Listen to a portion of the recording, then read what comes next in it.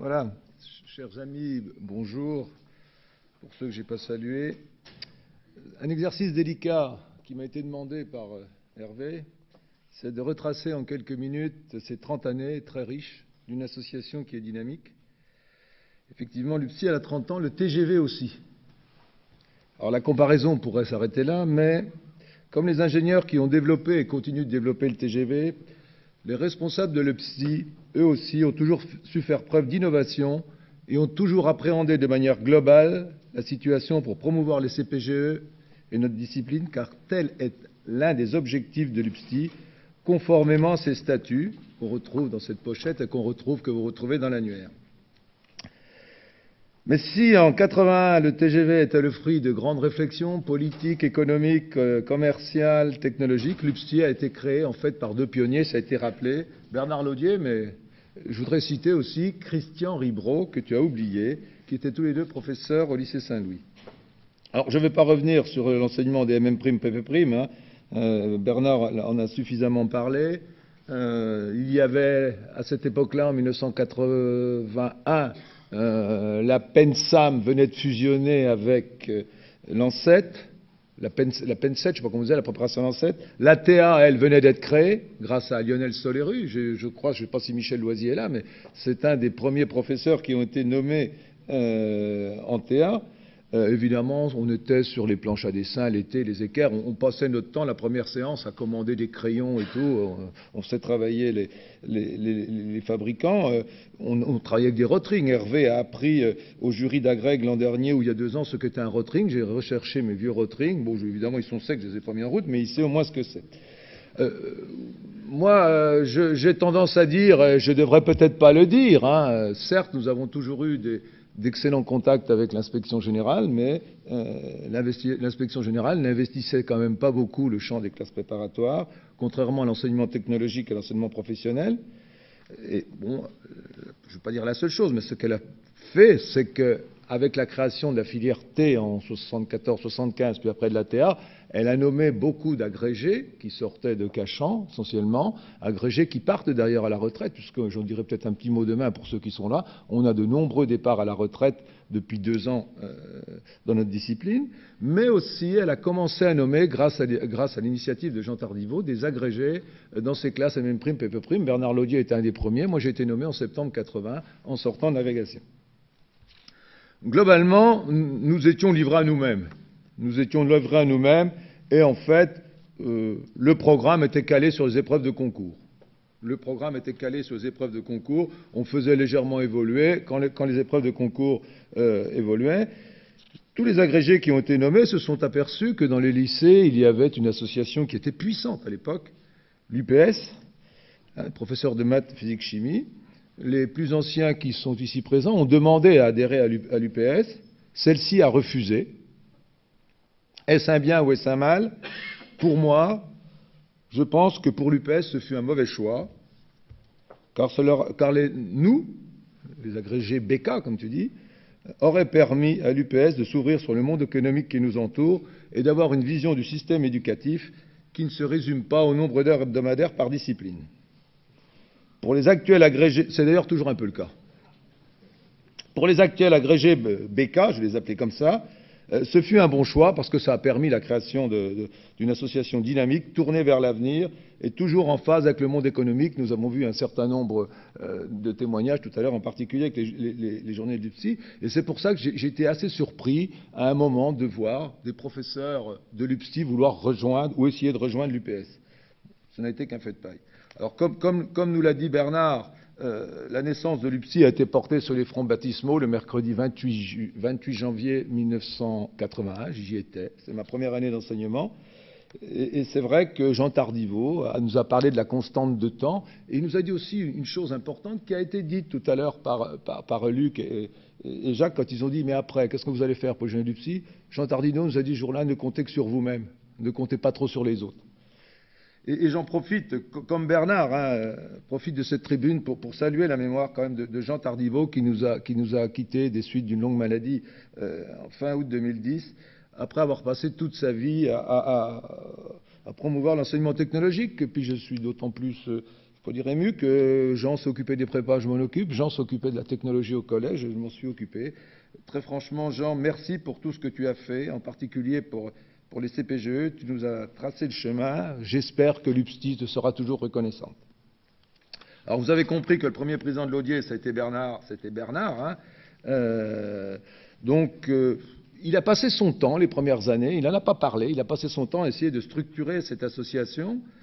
D'autant plus que les professeurs de thé, en gros, étaient encore sous l'influence de l'ENSAM et de l'ANSET, dont la vision pour la discipline en CPGE, les sciences de l'ingénieur en CPGE, reste toujours quand même un peu approuvée. Les assemblées générales se déroulaient le mercredi après-midi au lycée Saint-Louis, en présence d'une dizaine de personnes. Et il a fallu beaucoup de souplesse à Bernard Laudier, parce que ceux qui le connaissent bien, Daniel, tu le connais bien, il peut faire preuve de souplesse de temps en temps. De temps en temps, pour animer ces réunions au cours desquelles il y avait beaucoup de maîtres auxiliaires, il n'y avait que les professeurs des mêmes primes qui venaient, beaucoup de maîtres auxiliaires qui parlaient plus de leur statut, de leurs difficultés, et je les comprends. Il y avait aussi des anciens qui s'échinaient à militer pour le maintien, parce que tu n'en as pas parlé, pourtant tu aimais ça d'ailleurs, le maintien des exigences liées au tracé de la tangente au point double. Alors de pseudo-exercices de géométrie descriptive, il y avait quand même des discussions effrénées là-dessus. On avait vraiment du mal à les faire évoluer. Et évidemment, je ne reviendrai pas sur ce qui était privilégié. Alors, il y a eu quand même deux événements majeurs. Le premier, ça a quand même été les programmes, il en a parlé Bernard, je vais aller vite, les deux programmes, le programme de 84 et le programme de 89. Ils nous ont d'ailleurs tellement marqué ces programmes qu'on a eu un mal fou à les retrouver. Je les ai quand même retrouvés hier et j'ai retrouvé les dates. Programme de 89 qui introduisait d'ailleurs l'informatique. Et surtout, le deuxième événement majeur de la présidence de Bernard, c'est ce séminaire d'informatique à Henri IV. Et là, les professeurs de PT, les professeurs de TA ont commencé à venir, ont commencé à adhérer à l'UPSI, ont commencé à s'investir pour l'UPSI. Et c'est à cette époque, alors je dis, c'est vrai que là on fait peut-être un peu vieux combattant, Jacques, mais c'est à cette époque qu'apparurent DS2D et Géo 3D, qui furent les ancêtres de Solid Concept. C'est à cette époque aussi qu'est apparu Mécaplan, qu'on voit encore. Et j'en profite quand même pour saluer toutes ces personnes, Jean-Marc Carvajal, Michel Maillot, l'équipe de Lyon, tu pourras leur dire, Jean-Louis Sylvestre, qui sont venus, qui venaient bénévolement nous présenter ces logiciels. Ils débuguaient en direct. Ils débuguaient de 1 heure à 2 heures, et après, quand ça plantait, peut-être que vous trouvez ça drôle, mais c'était comme ça. Et ce qu'a dit Bernard, quand on représentait des pièces, cette architecture, c'est vrai que ça faisait résonner, mais on n'en est plus du tout là, et tant mieux. Alors cette période, la 1981-89, s'est terminée par deux choses. La première, Bernard décide d'arrêter, me dit présente-toi. Donc je me suis présenté en 89, et puis en février 89, le directeur des études de Polytechnique, si ma mémoire est bonne, Maurice Bernard, dit « ça va plus en prépa, il faut qu'on fasse une réforme, il faut qu'on réfléchisse ». Donc j'ai été élu au président de l'UPSI en juin 89, donc les premières réunions ont commencé le 9 novembre 1989. C'est d'ailleurs Michel Neder qui a été mon bras droit pendant très longtemps et que je salue, qui représentait l'UPSI à cette occasion, moi étant retenu à Chaptal par un hyper de Paris, Gérard Porcher, dont je salue la mémoire puisqu'il nous a quittés depuis. Alors nous nous sommes trouvés immédiatement devant un challenge passionnant mais terriblement difficile. Passionnant car former les ingénieurs de demain dans un monde en perpétuelle évolution technologique demande réflexion et innovation. Difficile parce que la reconfiguration des structures n'est jamais facile. Et contrairement à ce que l'on pourrait imaginer, l'intérêt général n'est pas toujours privilégié. Le niveau va baisser, si on supprime le nombre d'heures, s'il n'y a pas X heures dans telle discipline, ça ne va pas aller. C'était une rengaine qu'on a entendue et qu'on continue d'entendre. Il y a un certain nombre de censeurs, j'en parlerai un petit peu demain, qui s'expriment sur les programmes du lycée de manière assez curieuse. Ils regardent le nombre d'heures et après ils tirent une conclusion. Un groupe MPCT a été créé à cette époque, maths, physique, chimie, technologie, c'était vraiment dans par ordre alphabétique, et il était piloté par Jean-Louis Hobart, qui était hygiène du groupe de mathématiques, composé bien évidemment de représentants du MEN, de l'hygiène, pas trop de chez nous, de la conférence des grandes écoles et des associations de professeurs de CPGE. Alors la première structure retenue, c'était une structure avec trois 3 filières. C'était assez... Bon, évidemment, TA restait. Il y avait deux filières scientifiques et une filière technologique. Peu d'innovation dans ce projet, hein. C'était assez curieux. Mais il y avait quand même 2 filières sans notre discipline. À l'aube du XXIe siècle, ça laissait quand même rêveur. Et ce schéma avait ses adeptes, hein, en particulier auprès de ceux qui n'ont jamais approché sérieusement le métier d'ingénieur. Il faut reconnaître que nous avions à l'époque beaucoup de mal à faire entendre notre voix. Nous passions pour des... Passez-moi, je suis vulgaire, mais nous passions pour des petits cons. Parce qu'en plus, nous étions jeunes. Et beaux. Toujours, c'est bien. Jean-Louis Ovart nous aimait bien, dit Bernard Laudier. Jean-Louis Ovart m'a demandé un jour, mais toi, t'as quoi comme diplôme pour parler? Ça vous surprend?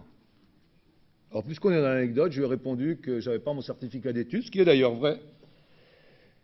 C'était une situation difficile. Et puis, il y a eu un week-end, Bernard l'a esquissé, le 7, il y avait le 8 mai qui était férié depuis quelques années, 4, 5, 6, bon, il y avait le mercredi, les profs de prépa ne travaillent pas beaucoup au mois de mai, personne pour aller à une réunion à Paris.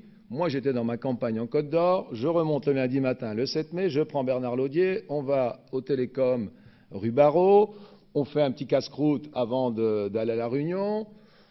Avions-nous abusé ou pas? Avions-nous joué les Yvons ou pas? Je ne sais pas. Toujours est-il que Bernard Laudier est rentré dans une colère noire. Il avait, vous savez, il avait la coupe Coët-Quigan, les gros yeux noirs, propos relativement violents qui ont interloqué dans ce milieu un peu feutré. Mais il y a un représentant d'une grande école, Émile de Saint-Étienne, et je m'interroge si c'est quand même pas Jean-Pierre Levis. Mais quand je recherche dans les documents, je ne vois pas apparaître à cette époque. Et il a dit, chers collègues, votre charge est un peu trop forte, mais vos propos finalement sont cohérents. Et quand nous sommes repartis à 18h et que j'ai repris Bernard et que je l'ai posé à Melun, une nouvelle filière était née, MTI, maths technique de l'ingénieur, avec 4 heures dans notre discipline. Pour moi, je l'ai toujours dit ainsi, la filière PSI est née ce jour-là, le 7 mai 1990, et pourtant, combien de personnes se déclarent comme les pères de la PSI? Alors, c'est une filière qui a quand même mis du temps à trouver son identité. De MTI, elle est passée après MSI, maths et sciences de l'ingénieur. Après, elle s'appelait PSI, physique et sciences industrielles, en décembre 1990. Et il y a eu une éphémère PMM, physique et modélisation mathématique, qui pour ses promoteurs avait certainement pour objectif de faire encore plus de mathématiques. Voilà. Mais on est sorti avec la PSI et la conférence des grandes écoles a publié un dossier le 8 février 1991 et dans le préambule de ce dossier, Daniel Grimm, qui était président de la commission Hamon, ex-sous-directeur de l'école centrale de Paris, écrivait: nous avons considéré qu'il existait des formes d'intelligence différentes et nous avons donc diversifié les filières dans le but d'exploiter cette richesse. Si nous voulons aboutir, il est nécessaire d'équilibrer les propositions de recrutement sur les différentes filières. Cet équilibre doit être fait dès le début, car l'expérience M'-P' a montré que même quand le nombre de places offertes au concours P' a cru, le choix des élèves est resté orienté vers M', quitte à prendre malgré tout une inscription en P' au concours. C'était en février 81. Je trouve que 20 ans après, ce constat est toujours d'actualité, comme si les leçons du passé n'avaient pas été tirées. Jean Tardivaux disait que le temps de réponse est 10 ans. Il avait bien raison. Alors bon, la structure, je ne vais pas trop rentrer dans les détails, elle était un peu comparable à ce qu'il y avait, donc PC, PC', SPI et SPI', MP, MP', MPT, maths physique technologie. Alors il y avait MMEP pour les TA, mathématiques, mécanique, électricité, puis alors le P, ça va être physique, oui c'est ça, physique. Puis il y avait des filières pour les bacheliers technologiques. Les grandes écoles ont reçu ce dossier, devaient donner leur avis pour le 31 mars 1991 en termes de recrutement, pour commencer la rédaction des programmes pour une mise en application en septembre 1993. Mais le ministre de l'Éducation nationale de l'époque, un certain Lionel Jospin, et son conseiller spécial Claude Allègre ont bloqué ce projet et avaient demandé de réfléchir à l'éventualité de passer les classes préparatoires en un an. Donc ce projet a été bloqué. Malgré cela, les discussions se sont poursuivies. La conférence des grandes écoles a continué d'organiser des réunions, ce qui n'est pas inintéressant, parce que comme ça, on réfléchissait, ça avait le temps de décanter. Et en décembre 1992, le recteur Bloch, qui était directeur des enseignements supérieurs, a réactivé le groupe MPCT. La responsabilité en a été confiée au proviseur du lycée Camille Guérin de Poitiers, qui était le président de l'APL-CPGE, M. Thomas. Et là, à partir du printemps 93, ça s'est accéléré à une vitesse grand V. Il m'est arrivé d'avoir jusqu'à 5 demi-journées de réunion dans une semaine avec Bernard Lacage. Je tiens à remercier les deux proviseurs, celui du lycée Chaptal et celui du lycée Marie Curie à Nogent-sur-Oise, qui étaient d'une grande souplesse. C'est vrai qu'on récupérait nos cours. Un nouveau rapport a été produit par le groupe MPCT, qui a été rendu le 6 décembre 1993, et il proposait, c'est assez intéressant, puisque j'ai entendu parler du Y tout à l'heure, ce rapport proposait une structure tubulaire à 4 filières, donc 4 dans les filières scientifiques, 4 filières en première année, 4 filières en deuxième année. C'est là qu'est apparu le nom définitif de la PSI, PSI et sciences de l'ingénieur. Mais, début 1994, des voix se sont élevées contre cette structure tubulaire, en particulier les groupes de l'inspection générale de maths et de physique et l'UPS. Et le retour en arrière au projet 91 était souhaité. Je n'ai jamais trop compris pourquoi. Peut-être voyait-il une partie de leurs prérogatives s'envoler, je ne sais pas. Toujours est-il que Bernard Bigot, qui est venu aux journées de l'UPSI, qui est l'actuel administrateur général du commissariat à l'énergie atomique depuis janvier 2009, et qui était en fait à cette époque chef d'une mission scientifique et technique au ministère de l'Enseignement supérieur, a imaginé la structure actuelle avec ce fameux Y. Et ensuite, les grilles horaires et le décret relatif au CPGE ont été publiés en septembre 1994 et le 26 novembre 1994. La réforme du TGV, des CPGE était sur de bons rails et à la sortie d'un long tunnel de 5 ans de réflexion. Très franchement, j'avoue, je le dis, avoir beaucoup regretté que l'UPSI n'ait pas eu plus d'appui dans cette période difficile et délicate, d'autant plus qu'il fallait échanger avec des personnes dont les cursus les avaient conduits de terminale C à classe prépa, à prof de prépa et quelquefois inspection générale, donc des professeurs qui finalement ne faisaient pas toujours preuve de beaucoup d'humilité quand il fallait parler du métier d'ingénieur. Nous avons pris quand même quelques retours gagnants dans les réunions, quelques claques. Les gens n'appréciaient pas trop nos interventions. Mais avec le recul, et me semble-t-il en toute objectivité, encore puis-je être objectif en ayant été 15 ans président de l'UPSI, je crois pouvoir affirmer que l'UPSI a été particulièrement efficace. Elle le doit, je crois, à sa persévérance, son audace et à ses réflexions sur l'avenir des CPGE. J'ai entendu dire à plusieurs reprises qu'il faut réfléchir. Oui, il ne faut pas avoir qu'un raisonnement comptable. Il faut réfléchir à la discipline, il faut avoir de la perspective et de la prospective. Par exemple, l'UPSI a eu raison de défendre l'implantation de la filière PSI dans tous les lycées et pas uniquement dans les lycées technologiques. C'était pas gagné. Implanter la filière PSI dans les lycées technologiques aurait relevé d'une frilosité suicidaire. Nous retrouvons d'ailleurs le même état d'esprit aujourd'hui au moment des choix des implantations des séries SSI et STI 2D. Pour moi, pour le groupe STI de l'Inspection générale, la série SSI doit être implantée dans tous les lycées. Il en est de même pour la série STI 2D. Très franchement, qui peut m'expliquer qu'on peut faire des maths dans tous les lycées de France, mais qu'on ne peut pas faire des sciences industrielles de l'ingénieur dans tous les lycées? Qu'il faut réserver cet enseignement à certains lycées, à certains précarés, qui ont fondu comme neige au soleil depuis 10 ans. L'UPSI a eu aussi raison de s'opposer à ceux qui voulaient supprimer l'enseignement des sciences industrielles de l'ingénieur en TSI et en ATS, la SPTS qui est devenue ATS, sous prétexte que les élèves de ces filières avaient suivi un enseignement technologique copieux.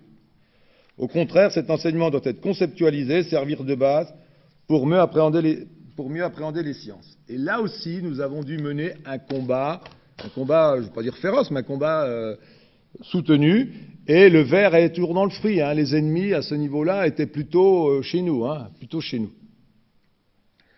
Il était donc indispensable de prendre en compte le profil des élèves de ces filières en positionnant dans une démarche interdisciplinaire les apports spécifiques des sciences industrielles et de l'ingénieur par rapport à ceux des autres disciplines. L'UPSI a aussi eu raison de défendre le concept des TIPE, et non les 4 heures d'encadrement d'HEC que cela générait. Les TIPE constituent la réponse à ceux qui critiquent les CPGE, car elles scléroseraient trop les élèves en leur bridant l'imagination. Pour moi, j'espère que pour vous aussi, il ne faut surtout pas toucher aux TIPE, qui sont la pierre angulaire d'ancrage des CPGE aux démarches de recherche scientifique.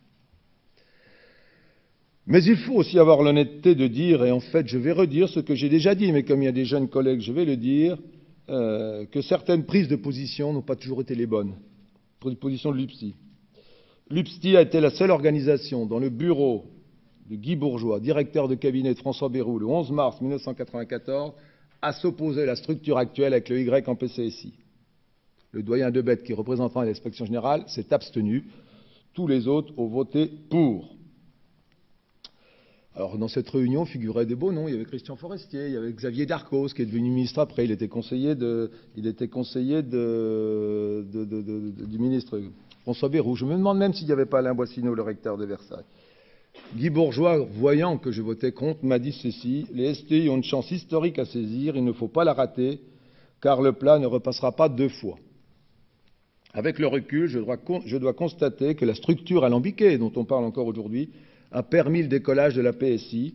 Je suis persuadé maintenant que la mise en route de la PSI aurait été beaucoup plus longue et beaucoup plus difficile dans une structure tubulaire. L'UPSI s'est trompée aussi quand elle s'est opposée à la création de la banque PT. Le courrier dénonçant cette création envoyé au président de la République a profondément agacé et avec raison les représentants des grandes écoles.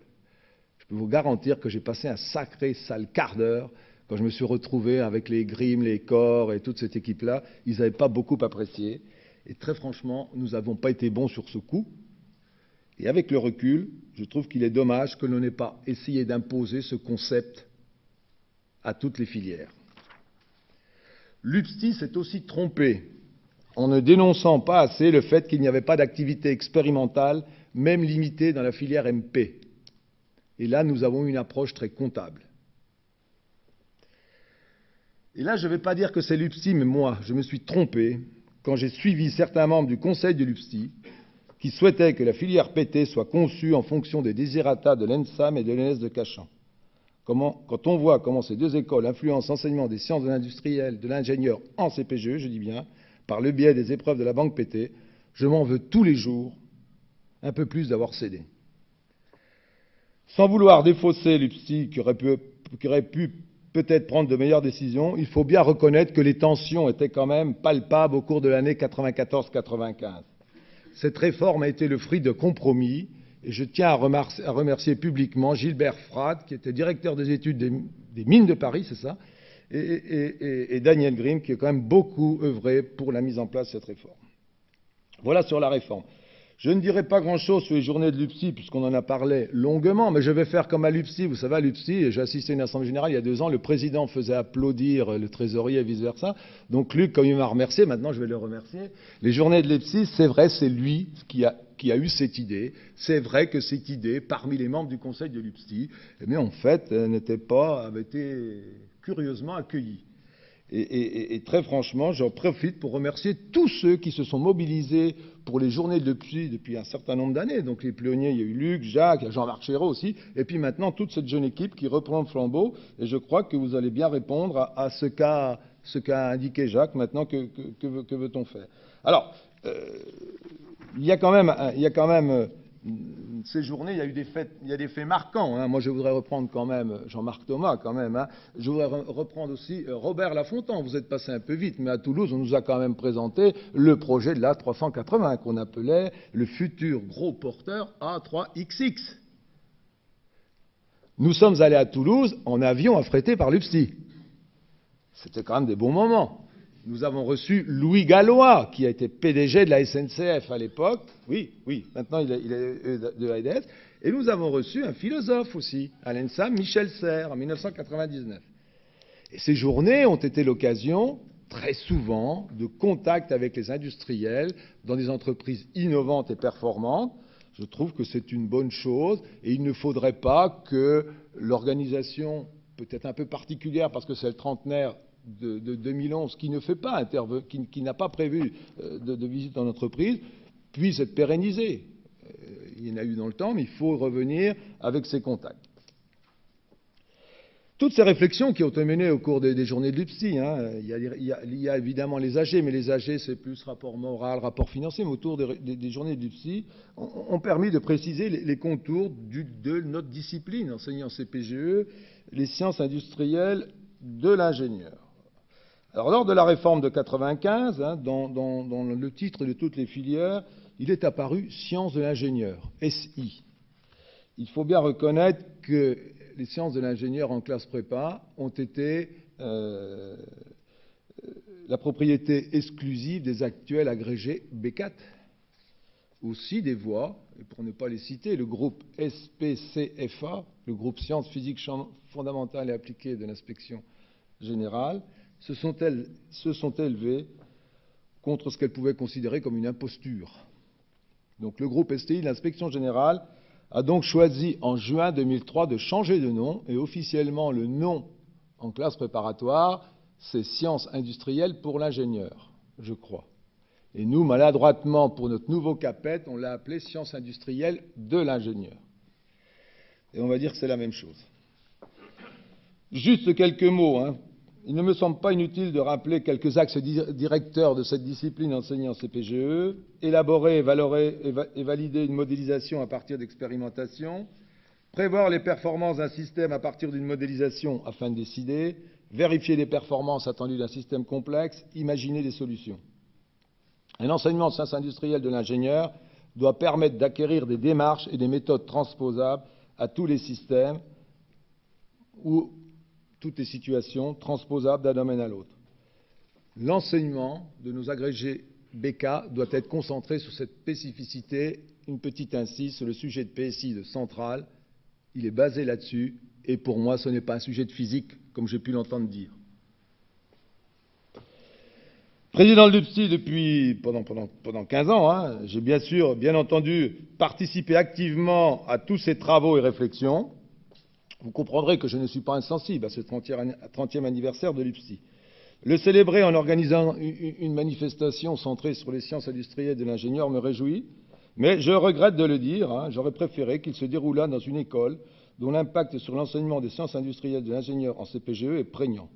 Je regrette, mesdames et messieurs les membres du conseil de l'UPSI, mais fêter les 30 ans de l'UPSI dans une école qui, par exemple, recrute des MP sans prendre en compte les SI, me surprend. D'autant plus qu'un représentant de cette école a dit en commission amont qu'il préférait recruter des SI option info des MP option info que des MP option SI. Voilà, donc je le dis comme je le sens. C'est peut-être l'ancien président de l'UPSI qui parle, et ce que j'espère vous comprenez dans mes propos, qui peuvent être interprétés comme critiques, qu'il s'agit essentiellement de regret de ne pas avoir plus d'appui de la part de cette grande école. Je ne saurais rappeler que le 20e anniversaire de l'UPSI a été célébré le 16 juin 2001, de manière moins solennelle qu'aujourd'hui, certes, mais dans un environnement qui promeut les sciences industrielles de l'ingénieur. Cette cérémonie a eu lieu au lycée Jean-Baptiste C, où il y a beaucoup d'enseignements de sciences de l'ingénieur, aussi bien en cycle terminal, par exemple, c'est assez étonnant à Paris, et surtout en présence de Christian Forestier, qui était alors directeur de cabinet du ministre de l'Éducation nationale. Christian Forestier qui a tant fait pour le système éducatif et pour notre discipline en CPGE. Alors, après, en 2004, j'ai passé le flambeau à Jean-Michel Schmitt, qui a un avion à prendre pour aller à un jury de concours. Donc Jean-Michel a poursuivi dans la continuité pendant 4 années, tout en essayant de ne pas rester dans la gestion quotidienne. Au contraire, il a souhaité prendre un peu de hauteur et de recul sur les problèmes relatifs au CPGE. C'est au cours de ces années que les CPGE sont rentrés dans le dispositif CTS. Jean-Michel s'est beaucoup dépensé pour que les SI aient toute leur place. Depuis le 17 mai 2008, c'est Hervé Rioux qui préside au destiné de l'UPSI. Et la grande innovation, quand même, il n'y a pas que ça, parce que je ne veux pas limiter, mais la grande innovation, c'est quand même la création des sciences de l'ingénieur. La première finale a eu lieu avant-hier, à Poissy. Nous avons eu l'honneur d'avoir la visite du ministre Luc Chatel, qui a remis les prix. Luc Chatel, qui est invité à de nombreuses remises de prix en en mai et en juin, ne participera qu'à 2 remises de prix, donc les Olympiades de sciences de l'ingénieur et les Olympiades de maths, mais ça se déroule dans son bureau. Oui, il ne se déplace pas. Une petite précision, pour mettre en place les Olympiades, il faut une association de professeurs et un groupe d'inspection générale, c'est la règle. Vous imaginez bien que j'ai répondu de manière très favorable à Hervé Rioux lorsqu'il a sollicité le groupe STI d'Hygiène, d'autant plus qu'en tant que président du PSTI, j'avais essayé, il y a quelques années, mais je n'avais reçu qu'un engagement poli, un encouragement poli, et peut-être la fatigue déjà ne m'avait pas incité à poursuivre. Je dois reconnaître qu'Hervé Rioux et le conseil de l'UPSI ont fait preuve d'opiniâtreté et d'à propos et ont organisé de main de maître ces Olympiades qui se sont très bien déroulées. Alors maintenant, bien évidemment, il faut créer un véritable engouement autour de ces Olympiades et on ne peut que compter sur les professeurs de classe préparatoire. Quelques petits mots sur les défis. Je suis persuadé, en particulier en voyant tous ces jeunes professeurs dynamiques qui militent pour une noble cause, que l'UPSTI ne s'immobilisera pas et continuera toujours à se projeter et à anticiper. Elle devra participer à l'ouverture de l'objectif d'ouverture sociale, bon, à son niveau, parce qu'elle ne peut pas tout faire, mais elle peut être motrice quand même dans la mise en place des cordées de la réussite. Je ne rentrerai pas dans les détails, je partage très moyennement l'analyse qui a été faite que les lycées à classe préparatoire doivent être des têtes de cordée. Ayant piloté la mission d'évaluation ou d'observation, la mission nationale de l'inspection générale, je rends mon rapport prochainement, très franchement, ce n'est pas là où ça se passe le mieux. Ce nouveau dispositif, il mérite d'être soutenu. Il est encore à mes yeux beaucoup trop balbutiant au niveau national. On trouve des choses extraordinaires. Des lycées qu'on appelle sources qui ne savent même pas qu'ils sont encordés par un lycée à classe préparatoire qui toucherait de l'argent, ou des collèges aussi. On trouve aussi des structures où un lycée, pour ne pas le citer, le lycée Nicéphore-Niepce, est tête de cordée sans le savoir. Oui, monsieur François.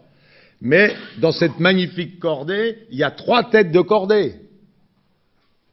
Mais c'est un autre lycée qui devrait recevoir éventuellement une subvention.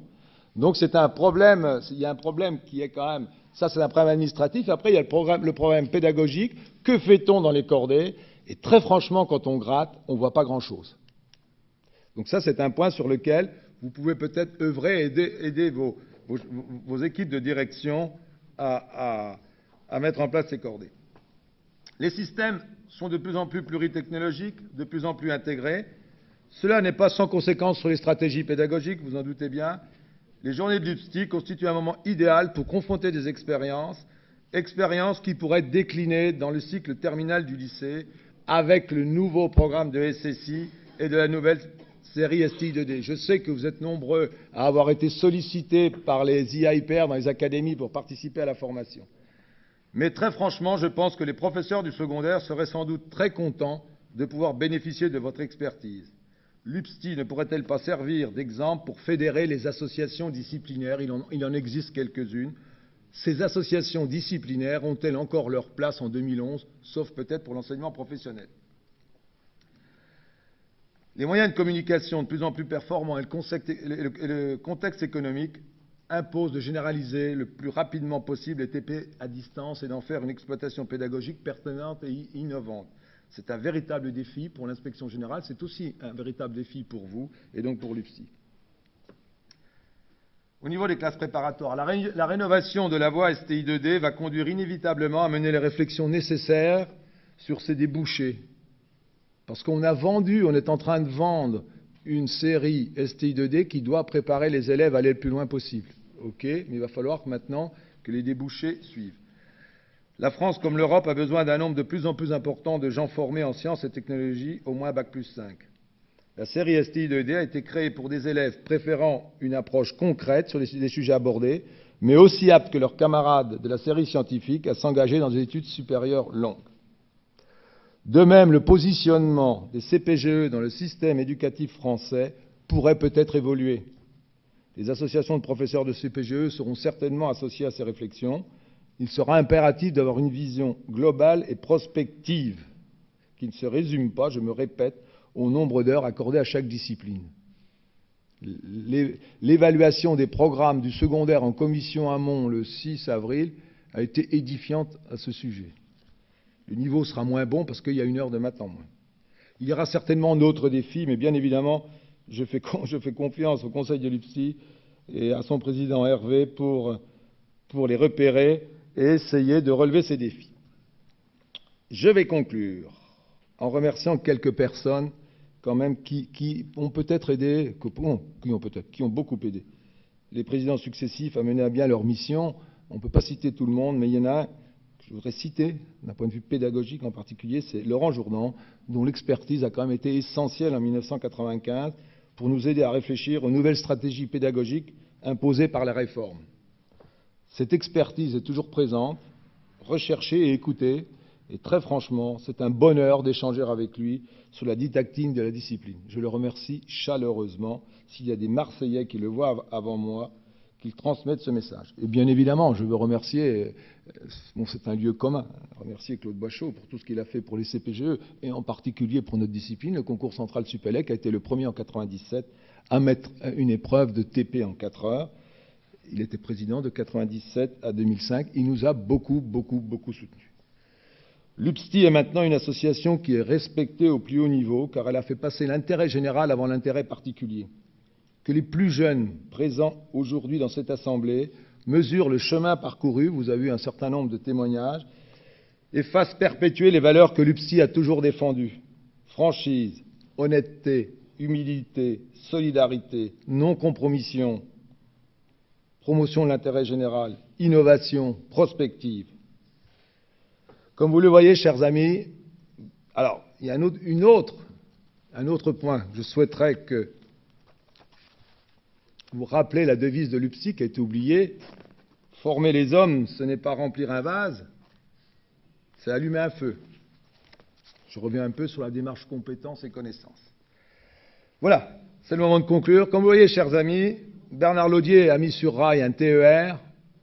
Si j'étais méchant, je dirais un tortillard. Hervé Rioux conduit maintenant un TGV. Je vous remercie de votre attention.